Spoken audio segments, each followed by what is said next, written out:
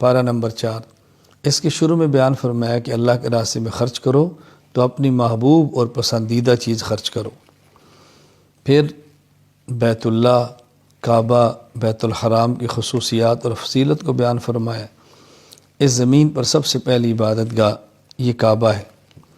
اس میں اہم نشانیاں ہیں۔ مقام ابراہیم، وہ پتھر جس پہ آپ پاؤں رکھ کے کھڑے ہوتے، اور وہ پتھر آج کے دور میں لفٹ جسے سمجھے یوں اوپر جاتا، تو ابراہیم علیہ السلام پتھر اوپر رکھ آتے پھر نیچے آتے، تو مقام ابراہیم اس پتھر کا نام ہے۔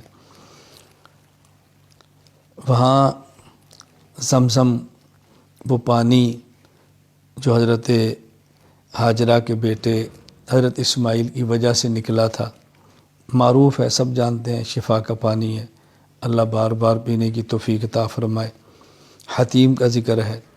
کعبہ کا ایک حصہ وہ ہے جو چھتا ہوا ہے، ایک حصہ وہ ہے جو خالی ہے، اور تقریباً 4 فٹ یا دیوار ہے وہ جو بنائی کی ہے، اور اس کا ایک دروازہ آنے کا ایک جانے کا بنا ہوا بھی ہے، اسے حتیم کعبہ کہتے ہیں۔ تو وہاں مقام ابراہیم ہے، زمزم ہے، حتیم کعبہ ہے، شاعر ہیں، امن کی جگہ ہے، صفا ہے، مروہ ہے، یہ سب چیزیں وہاں پہ اللہ تعالیٰ نے فرمائی کہ یہ ایسی چیزیں ہیں جو اللہ تعالیٰ کی طرف سے نشانیاں ہیں۔ پھر اس بارے میں اللہ تعالیٰ نے حج کے فرض ہونے کا بیان فرمایا ہے کہ حج فرض ہے۔ وہ شخص، مرد یا عورت، جس کے پاس اتنے پیسے ہوں کہ آئے اور جائے، اور زاد راہ بھی ہو، کرایہ بھی ہو، عورت ہو تو محرم بھی ہو، اس پر حج فرض ہو جاتا ہے۔ فریضہ حج ادا کرنے میں کوتاہی نہیں کرنی چاہیے۔ پھر اس امت کی خصوصیت بیان کی ہے کہ اس امت کی خصوصیت کیا ہے؟ اللہ پر ایمان بھی لاتے ہیں، امر بالمعروف بھی کرتے ہیں، نہی عن المنکر بھی کرتے ہیں۔ تو امر بالمعروف اور نہی عن المنکر کا بہت اہتمام کرنا چاہیے۔ جو جائز اسباب ہیں نیکی کی طرف لانے کی اختیار کریں، اور جو جائز اسباب ہیں گناہ سے بچنے کے، وہ اسباب اختیار کریں۔ پھر اس میں مسئلہ بیان فرمایا کہ منافقین اور کفار، ان سے دوستی نہ رکھو، منافقین اور کفار سے قلبی تعلق نہ رکھو، ان سے یارانہ نہ رکھو۔ ہاں، رکھ رکھاؤ ایک اور چیز ہے، وقتی ضرورت ایک اور چیز ہے، اس کا خیال کرنا چاہیے۔ پھر اس بارے میں غزوات کا ذکر فرمایا۔ ویسے تو غزوہ بدر، غزوہ احد، غزوہ حمراء الاسد ہے، لیکن تفصیل سے غزوہ بدر اور غزوہ احد کا ذکر ہے۔ اسلام کی سب سے پہلی جنگ، اہم، بڑی، جس نے حق اور باطل کا فیصلہ کیا، وہ جنگ بدر ہے۔ پھر اس کے بعد جنگ احد ہے۔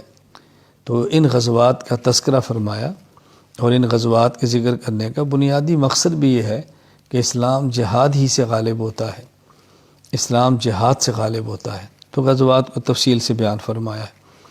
پھر اس کے آخر میں، یعنی سورہ آل عمران کے آخر میں، اہل ایمان کو حکم دیا ہے، یا ایھا الذین آمنوا اصبروا ورابطوا، کہ دیکھو تم صبر بھی کرو، ڈٹ جاؤ، سرحدوں پر پہرے دو، استقامت کے ساتھ کھڑے رہو، حکم دیا گیا ہے۔ اللہ تعالی ہم سب کو ہمت، قوت اور طاقت عطا فرمائے کہ دین اسلام کی حفاظت کے لیے ہمیں ہر وقت کھڑا رہنا چاہیے۔ اللہ تعالیٰ نے سورت کے آخر میں حکم دیا ایمان والوں، یا ایھا الذین آمنوا اصبروا وصابروا ورابطوا واتقوا اللہ لعلکم تفلحون۔ اصبروا، صبر کرو، وصابروا، دشمن سے مقابلہ ہو تو ڈٹ جاؤ، ورابطوا، محاذوں پر پہرے دو، واتقوا اللہ، اور ہر معاملے میں اللہ سے ڈرتے رہو، اسی میں تمہاری نجات اور کامیابی ہے۔ اللہ تعالی ہمیں احکام شریعت اور عمل کی توفیق دے، شریعت کی حفاظت کے لیے پہرے دار بننے کی توفیق عطا فرمائے۔ سورۃ النساء، نساء کہتے ہیں عورتوں کو، تو اس میں چونکہ اللہ تعالیٰ نے خواتین کے متعلقہ احکام بہت بیان فرمائے، تو سورت کا نام سورۃ النساء رکھ دیا گیا۔ حیران کن بات یہ ہے کہ پورے قرآن میں اللہ تعالیٰ نے سورۃ الرجال کے نام پر کوئی سورت نہیں نازل فرمائی، البتہ سورۃ النساء کے نام پہ سورت نازل فرمائی۔ کس قدر عظمت دی ہے عورت کو کہ ان کے نام پہ سورت نازل فرما دی ہے۔ اب اس پروپیگنڈے سے متاثر ہونا کہ اسلام عورت کو عظمت نہیں دیتا، اسلام عورت کے حقوق کا خیال نہیں کرتا، یہ بہت بری بات ہے۔ میں سمجھتا ہوں اسلام نے خواتین کی عظمت بیان کی ہے، حقوق بیان کیے ہیں، کوتاہی ہماری ہے کہ ہم اسلام پر عمل نہیں کر رہے، ورنہ اسلام نے سب کچھ دے دیا ہے۔ اس میں کئی ایک احکام بیان کیے ہیں۔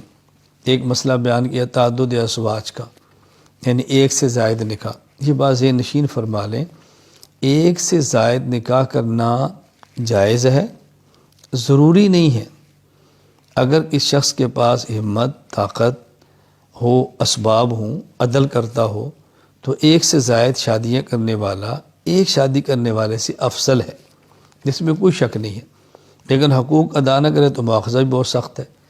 بہر خلاصہ یہ ہے کہ ایک سے زائد کی اجازت دی گئی ہے۔ اپنے حالات اور ماحول کو دیکھ کر آپ ذرا خیال کریں، ایسا کہیں نہ ہو کہ آدمی دوسری شادی کرے تو پہلی کا جو معاملہ ہے وہ ذرا نامناسب ہو جائے، خاندانی نظام تباہ ہو جائے۔ ہر بندے میں اس کی سکت اور ہمت نہیں ہوتی۔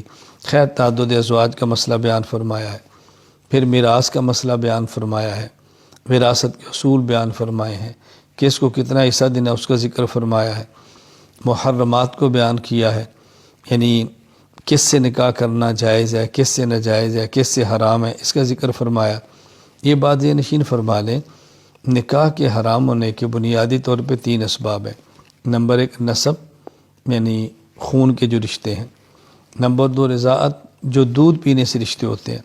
نمبر 3 مساہرت، جو شادی کرنے سے رشتے ہوتے ہیں۔ جس طرح کسی عورت سے نکاح ہو گیا ہے، رخصتی ہو گئی ہے، تو اس کی والدہ سے نکاح نہیں ہو سکتا، تو یہ مساہرت کی وجہ سے ہے۔ تو یہ بنیادی 3 قسم کے اسباب ہیں۔ باقی تفصیل سے بتا دیا ان محرمات کو، اور پھر حرمت متع کو بیان فرمایا ہے کہ جس طرح زنا حرام ہے اسی طرح متع حرام ہے، اور متع زنا ہی ہے، کوئی الگ چیز نہیں ہے۔ یہ بات اچھی طرح ذہن نشین فرما لیں۔ اللہ تعالی ہمیں حلال کو حرام سمجھنے کی اور حرام کو حرام سمجھنے کی توفیق عطا فرمائے۔ اللہ تعالی ہمیں حرام سے بچائے